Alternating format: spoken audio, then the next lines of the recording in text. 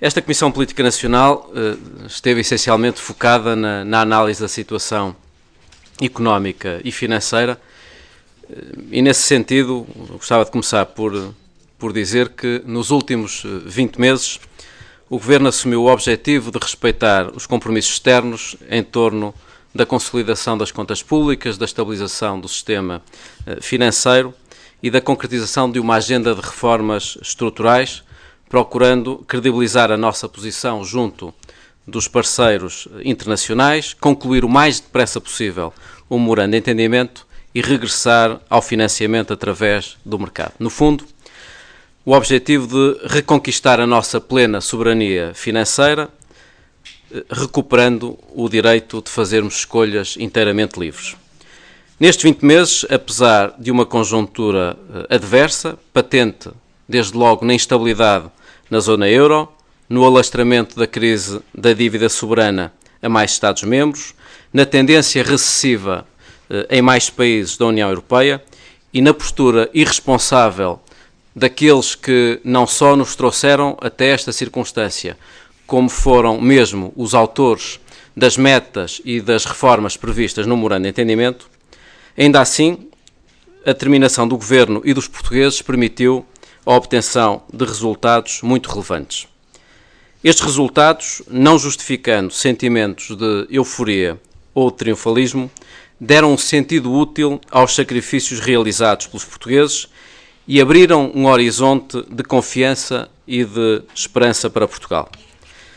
A sétima avaliação do memorando de entendimento, agora iniciada, decorre num contexto importante. Por um lado, num contexto de cumprimento por parte de Portugal do essencial do programa de ajustamento, traduzido na redução muito significativa do nosso déficit orçamental, de 10% para 5%, na redução muito significativa do nosso déficit estrutural, em cerca de 6% em praticamente 2 anos, e de redução muito significativa do nosso déficit externo, de 10% para pouco mais de 2%, para lá da concretização de um conjunto ambicioso de reformas estruturais há muitos anos reclamadas. Por outro lado, esta avaliação decorre num contexto de agravamento da situação económica na Europa, com efeitos negativos para as nossas exportações.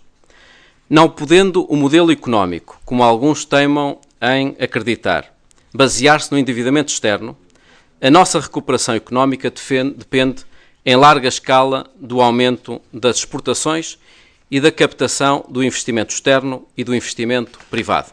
Logo, a deterioração económica da União Europeia prejudica o nosso potencial de crescimento e emprego, como foi patente nas previsões recentemente apresentadas pela Comissão Europeia.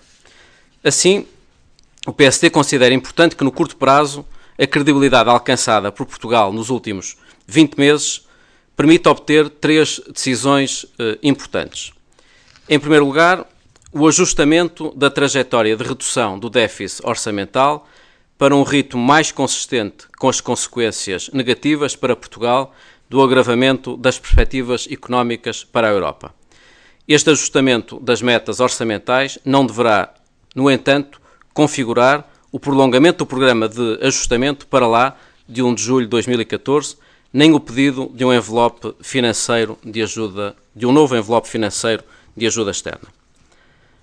Em segundo lugar, parece-nos importante a melhoria das condições de pagamento da dívida, designadamente através do rescalonamento dos prazos de pagamento dos empréstimos contraídos por Portugal, de modo a facilitar o regresso ao mercado primário de obrigações. Finalmente, é importante adotar mecanismos que contribuam para a redução dos custos de financiamento da economia portuguesa.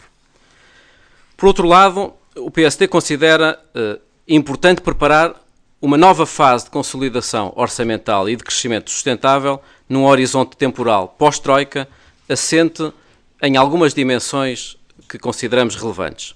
Em primeiro lugar, a modernização e redefinição das funções do Estado. Em segundo lugar, a concretização de uma política fiscal, designadamente no âmbito da reforma do IRC, mais alinhada com os objetivos do crescimento e emprego. E, finalmente, a adoção de uma estratégia de investimento seletivo e produtivo que crie as condições para uma maior atração de investimento externo e privado.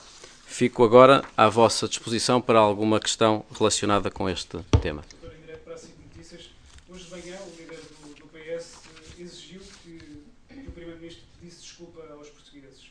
E mais tarde, já ao fim da tarde, o líder parlamentar do PS diz que o PSD e o Governo perderam o sentido da realidade. Qual é que é a sua reação a estas declarações? Bom, eu tenho pena que o Partido Socialista não aproveite esta oportunidade para se apresentar com uma atitude responsável perante os portugueses. Uma atitude responsável em nome do passado, pela circunstância de ter sido o autor da estratégia que nos conduziu até aqui, uma estratégia de déficits orçamentais excessivos que, de uma forma cumulativa, contribuíram para um endividamento externo que não permitiu nem gerar emprego, nem gerar crescimento. Pelo contrário, estão hoje os portugueses a pagar a fatura dessa irresponsabilidade, mas esperávamos também que o Partido Socialista, enquanto partido importante, partido de governo, pudesse apresentar alternativas. Infelizmente, nos últimos meses, mas hoje, novamente, o Partido Socialista reconduziu-se a um papel de partido de protesto, de partido que se limita a comentar declarações e previsões do Governo ou de organizações internacionais e não foi capaz de, na reforma do Estado, estar disponível para, ao lado do Governo, encontrar poupanças estruturais que permitam criar as condições para uma redução da carga fiscal que é relevante para os portugueses, nem foi capaz, na matéria relacionada com o emprego, de apresentar uma alternativa que fosse diferente do passado. Isto é, o Partido Socialista continua a entender que a solução para o crescimento é o endividamento. O nosso entendimento não é esse. Entendemos que o crescimento depende de contas públicas consolidadas, porque é isso que permitirá libertar recursos mais depressa para a economia, para que a economia possa crescer.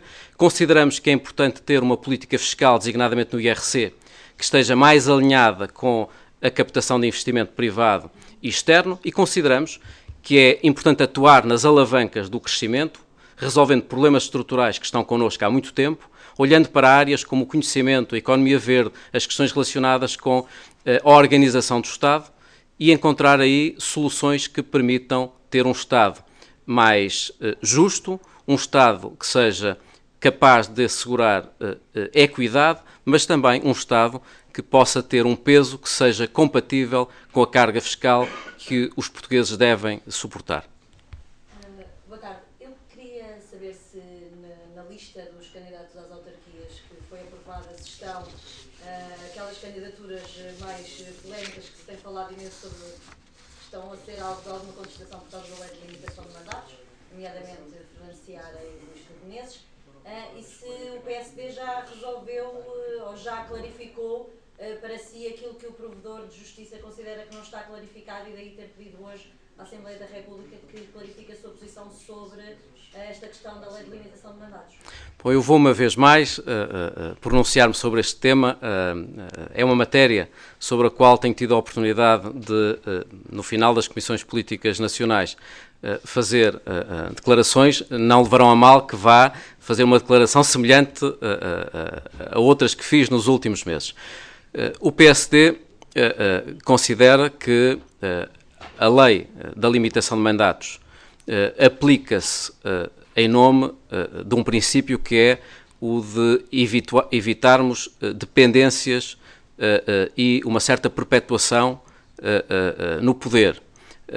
Aplica-se ao território, não se aplica à função de Presidente de Câmara. E, nesse sentido, não impedindo, o PSD tem aprovado um conjunto, apesar de tudo limitado, de candidaturas de autarcas que, tendo concluído 3 mandatos numa determinada autarquia, são agora candidatos a uma outra autarquia. Estamos a falar de meia dúzia de casos dos 82 presidentes de Câmara do PSD que terminam os mandatos nas atuais câmaras municipais.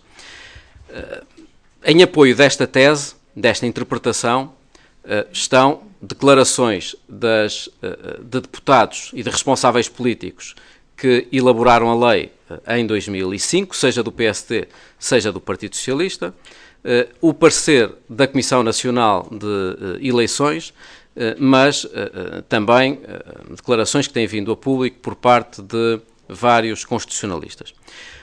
Num determinado momento, o PSD manifestou disponibilidade para uma lei que considerávamos ser clara neste sentido, para, face a eventuais dúvidas que existissem, poder clarificar este diploma, tornar mais evidente aquilo que é a nossa interpretação.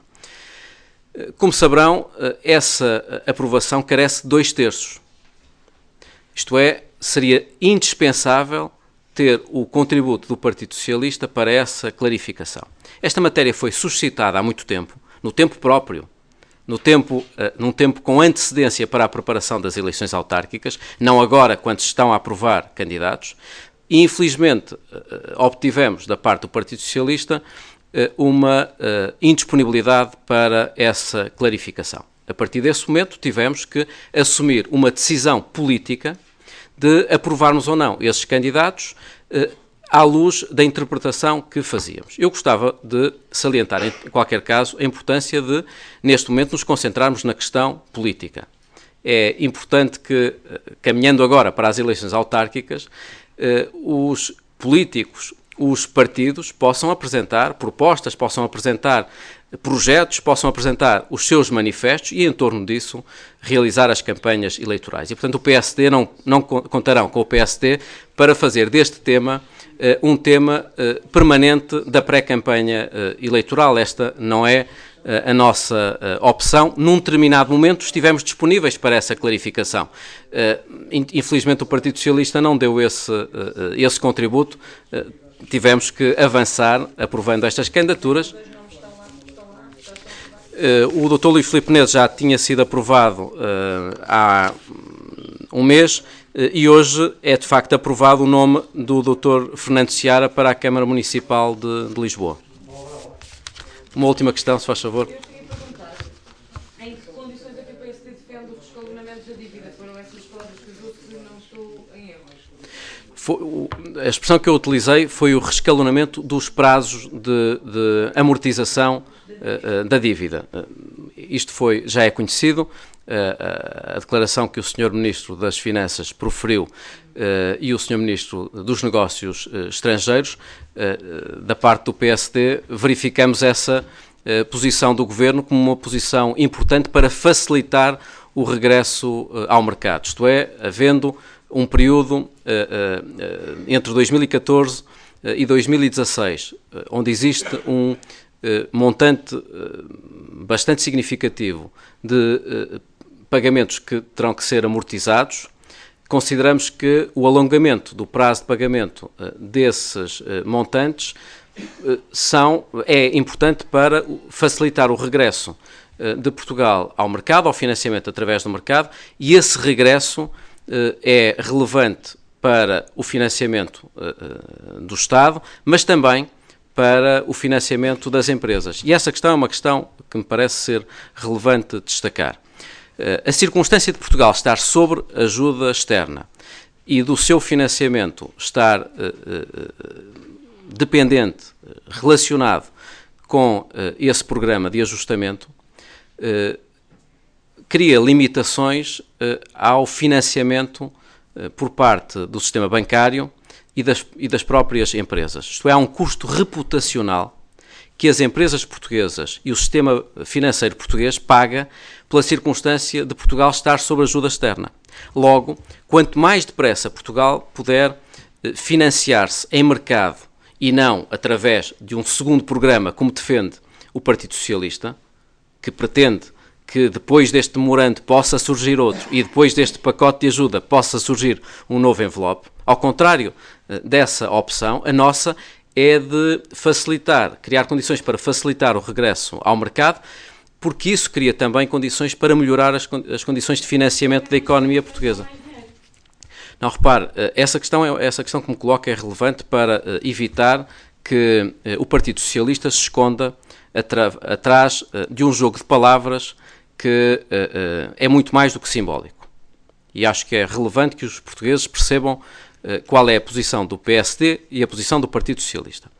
O Partido Socialista nunca acreditou que fosse possível, apesar, ironicamente, de ter sido o autor do memorando de entendimento e das metas orçamentais, nunca acreditou que fosse possível concluirmos um memorando de entendimento a 1 de julho de 2014 e que pudéssemos regressar aos mercados em 2013. E, nesse sentido, passou a pedir mais tempo e mais dinheiro, isto é, mais troika, mais memorando de entendimento para lá de 2014 e um pacote de ajuda adicional, isto é, um novo empréstimo. A opção do PSD foi sempre a contrária e a do Governo, que é de concluirmos o memorando de entendimento o mais depressa possível, porque isso permite-nos alcançar um patamar de liberdade de escolha política que consideramos fundamental e regressar aos mercados, evitando continuar a financiar-nos através de empréstimos condicionados a um memorando de entendimento, porque isso cria condições para uma plena soberania financeira e para a melhoria de condições de financiamento da economia portuguesa. O que o Governo veio agora afirmar quanto a um eventual prolongamento das metas do déficit orçamental não traduz uma vontade de mais programa de ajustamento, de mais troika para lá de 1 de julho de 2014, nem de um novo envelope financeiro. Portanto, estamos aqui perante uma grande diferença.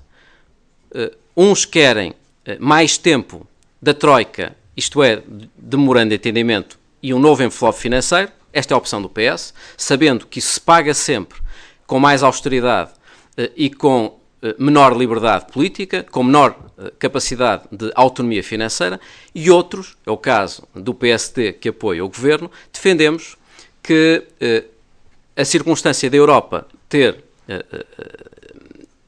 verificado um clima mais recessivo justifica um ajustamento das metas que torne mais consistente a nossa